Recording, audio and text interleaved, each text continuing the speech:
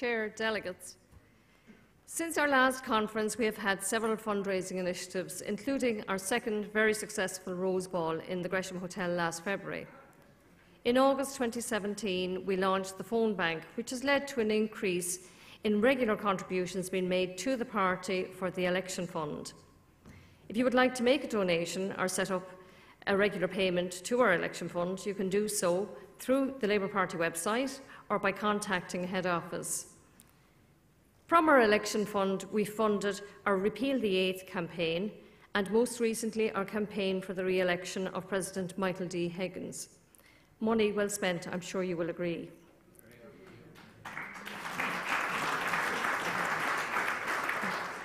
Thank you. In conjunction with these campaigns, we ran successful appeals for donations to each of these campaigns, which helped to defray some of the costs. Following the reduction in the number of our Dáil and Senate seats in 2016, there has been a consequential reduction in our state funding, which we relied on for the day-to-day running of the Labour Party and the payment of staff. While we do not have the same income, we are working within our budgets. We set in line with our current state income, and our finances remain in good health due to prudent management. We are continuing to search for a suitable building to purchase that will accommodate our staff and be accessible for members. We have ring-fenced the sum of €200,000 as a deposit from the sale of Ely Place, and this has been approved by the Executive Board. In 2019, we are facing the local elections, European elections and the possibility of a general election. In order to ensure that we can fund these campaigns, we are depending on the contributions made by you, our members, through your membership fees, branch affiliation, constituency contributions, and also the contributions made by our elected representatives. In order to ensure success in getting our message across to the voters in the local and European elections, we need to keep up our fundraising activities so that we are able to finance information leaflets, advertising, posters and so on. All monies received from members go into our election fund and is only spent on elections and referenda. While political parties are sometimes criticised for spending on posters and advertising, let us not forget that this spend goes into the Irish economy. It is not just at national level that fundraising is important, but also at local level.